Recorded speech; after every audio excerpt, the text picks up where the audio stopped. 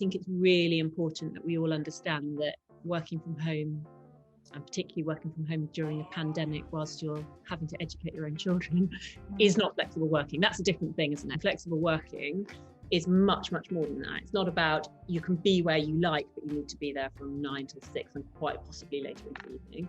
It's about having the autonomy and control to manage your work and your life and to be treated as a grown-up. So obviously your law firm's Bellevue Law, but it would be great for you to just give a little bit of information about it, when you set it up, what it does, and then we can sort of go into more of the detail around kind of how you did it and what led you to that. So what is Bellevue Law? We are quite a small law firm still. We describe ourselves as being a boutique. We've got 10 lawyers and we specialise in employment law, litigation and private client work. All of our lawyers are very senior ex-city lawyers, and we've built the business around offering them completely flexible working. So the lawyers, I'm sitting in the office at the moment, but the lawyers in normal times could work in the office, they could work at home, they can work from service offices in the centre of London, and they can choose how much work they do and when they do it. And it's been offering that flexibility to the lawyers from day one that has enabled me to hire such fabulous lawyers. And I would say that's the primary reason why the firm has been successful. And we've got great happy clients because we're happy lawyers who are able to do the work that's needed but aren't tied to our desks from 9 in the morning until 9 in the evening. So when did you set it up? So it was our 7th birthday last month. We had virtual cake, real cake, but we shared it virtually.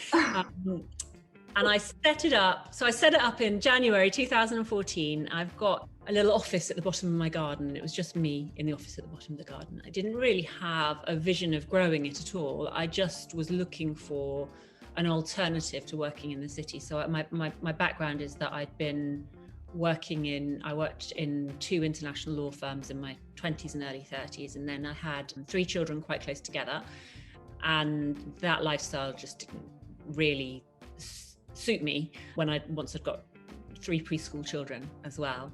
I do know people who've done it and who've flourished, but it wasn't going to be the right decision for me and my family. But I wanted to find a way to continue practicing law and to practice really good quality law. I couldn't really see that option anywhere. Hopefully things have moved on now and there are better alternative options, but back in 2013, 2014, I could not see the job I wanted, and so I created it for myself. And the vision originally was just that I would sit in this, I want to call it a posh shed, it's not even very posh, I would sit in this semi-posh shed at the bottom of the garden, essentially through a regulated law firm, but essentially as a consultant doing bits and pieces of work. And I was quite surprised very quickly at how much work there was out there. But if you're good at your job and you haven't priced in a 30-story tower block into your hourly rate, there's an appetite for that kind of work out there. And so I started hiring, and a lot of the lawyers in the firm, we're now 10 lawyers, and every single one of the lawyers has got caring responsibilities of one kind or another. And we don't exclusively hire people who've got other things that they need to do in their lives, but obviously having this flexibility appeals to the vast majority of the population who have got other things to do in their lives as well as go to work. So we've now grown to a team of 10 lawyers, and our client base has grown from 0, which is what I had on day one, to literally hundreds of clients, ranging from individuals and very, very small businesses to multinational corporations. It's amazing, isn't it? I think when you look back and think how much has changed, it's really incredible. I found the business plan that I wrote. Yes, you said 2013, and when you try to set up a law firm, you have to have it authorised by the Solicitors Regulation Authority, and you have to send them a plan. Yeah. And it was embarrassingly unambitious. It was because I didn't know. I mean, they said, sort of predict what your income will be for the next year. And well, as of day one, it's 0. So hopefully I'll have some clients and I'll have some income. But I do remember thinking the worst thing that can happen here is that it will be an embarrassing failure, because I'm going to tell everyone I'm doing this. And then I might have to shut it down after a point, and that would be just embarrassing, really. And nobody likes to think about that, but there is a sense in which anyone who sets up a business has to feel the fear and do it anyway. And I decided that I could probably live with the embarrassment if that's what happened. And someone I knew who had set up his own law firm said to me, you don't need to worry about that. What you need to worry about is how will you do all the work that will come through the door? And I can remember thinking what a nice problem that would be to have. You know, that had been his experience. That's been my experience. And that's been the experience of everyone I know who set up their own law firm. You know, if you do a good job for people and you do it well, you answer your emails, you're a human being rather than a legal robot, and you charge a fair amount, of course people need lawyers, and of course they will come to you. I'm sure that's been your experience as well. And if you're capable of being employed as a lawyer by a firm that has clients that don't sack them for having you there, why would your own clients not want you to? And it's obvious once you start to think about it, but having that self-belief is really quite a significant barrier, I think, to people setting up on their own, particularly lawyers. Super conservative, aren't they? Really cautious. I love that way of looking at it, and it's so true. I don't know where my original business plan is, but I know that if I looked at it would be ridiculously conservative as well, because you just don't know. You've got no idea what's going to happen. You just sort of have to go for it, don't you? So how did you get your first client? On the school run. We do a huge amount of work for senior female professionals, and that's a demographic that is at high risk of needing employment law advice, because sadly in professional services people lose their jobs anyway from time to time, but senior working women get into trouble at work, lose their jobs, face discrimination when they come back from maternity leave, and in all kinds of other areas all the time. And so I picked up, I think, 3 of my first clients within the first 3 or 4 months of setting up the firm, from dropping my daughter at school and chatting to other mums in the playground. And that, you know, wasn't out on a marketing mission. I was literally taking my daughter to school.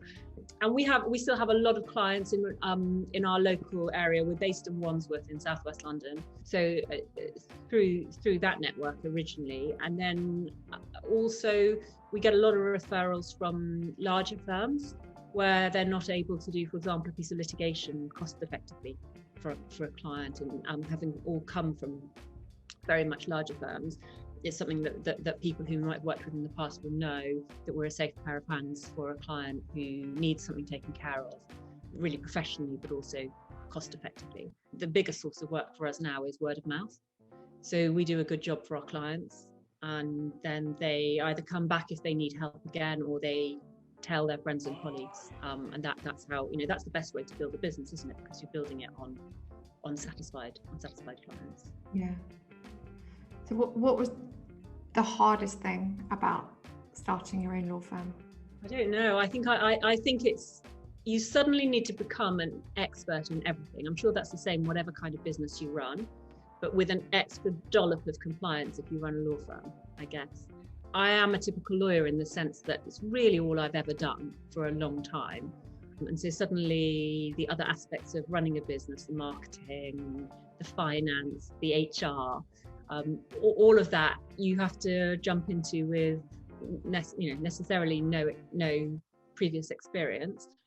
Got to do your best, roll your sleeves up and crack on with it. And then as the business grows, I'm sure again it's the same for you, as the business grows, you're in a position where you can get really great professional help for the bits that you need help with. And I think my business would not be the business that it is today if it wasn't for some really top-notch professional advisors who we've benefited from along the way.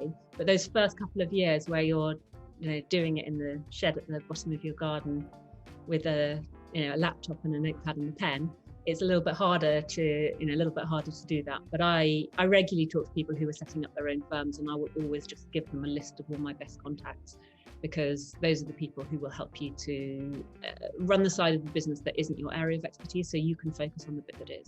Yeah, I completely relate to that. I think it's a really steep learning curve, and I agree, at the beginning I didn't have that professional support, and as soon as I could afford it, I went and bought it, because it made such a difference, not only to my own peace of mind, but also just because, like you said, it just makes your business better.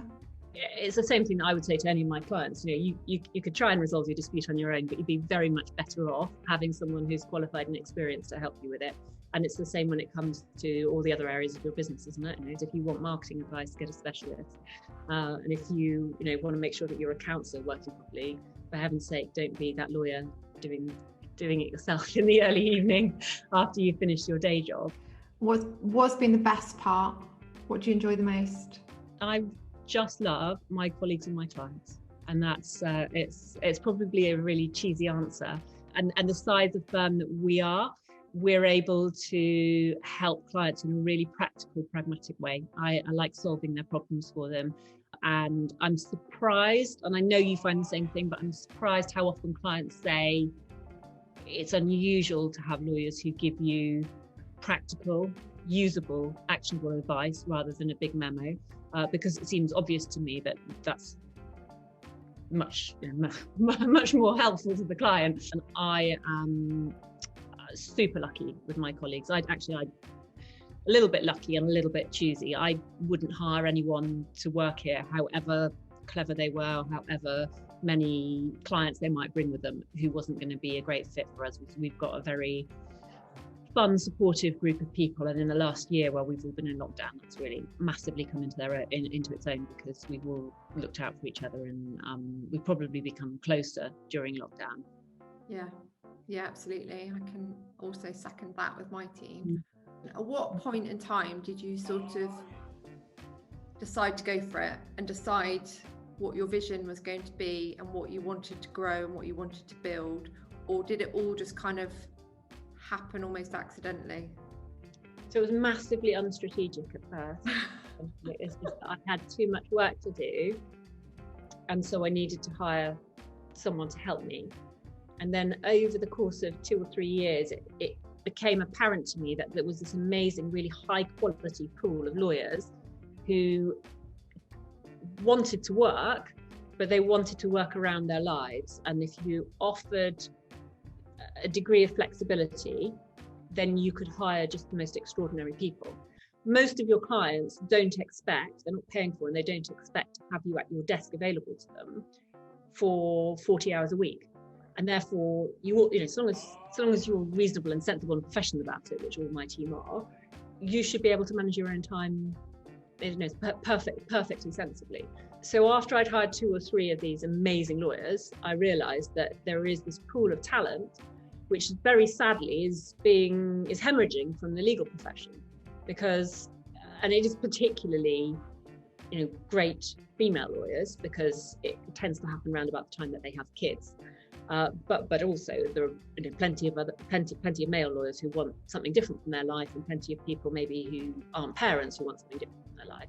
But this extraordinary pool of lawyers who maybe got 10, 11, 12 years experience, and they can't make their work and their life work for them at the point that they've got children to look after. So I was really lucky to be able to hire these people, and now it is my strategy to go out there and find these great lawyers, give them the lifestyle, the quality of work and the lifestyle that they want, and then I know that I can unleash them on my clients, and they universally do an amazing job, and the business continues to grow. It's an unusual strategy, because it puts the hiring ahead of the marketing, but the marketing takes care of itself if you look after your clients really well. Yeah. So I guess the purpose of doing these interviews is to shed a bit of a light on the options available to women in the situation that you just described, and the women that are not happy where they are in their legal jobs and feeling a bit disillusioned and thinking, well, what else could I do? And I know that I was in that position. You've obviously been in that position. We've both found a way to stay in the legal profession, but as we know, lots of people don't, which is a huge loss to the profession. So I think what you're doing it seems so obvious, but it's not obvious. It's not, I mean, I think it seems obvious now in 2021, and particularly everyone's been working at home, or lawyers have been working at home for the past year. Yeah. Although I think it's really important that we all understand that working from home, and particularly working from home during a pandemic whilst you're having to educate your own children, is not flexible working. That's a different thing, isn't it? Flexible working is much, much more than that. It's not about you can be where you like, but you need to be there from 9 till 6 and quite possibly later into the evening. It's about having the autonomy and control to manage your work and your life and to be treated as a grown-up. Where I used to work, if you stayed till 9, you got a taxi home. So people regularly would work, have their supper at their desk and keep working, so that you've done, at least 12 hours in a day. And also there were bedrooms in case you had to stay. So final question, what would you say to somebody who was thinking about setting up their own law firm, but were understandably feeling quite scared, hesitant, worried about making that jump? Do it. do it, and build the law firm that you want to have in 2 or 3 years' time, not the one that you think you're going to do from your laptop in the bottom of your garden. Set it up to succeed. Why would you not be a massive success? And just believe in yourself and go for it. Love that. And I completely echo it as well, having obviously had a similar experience to you. Yeah, and you'll never look back. No, absolutely.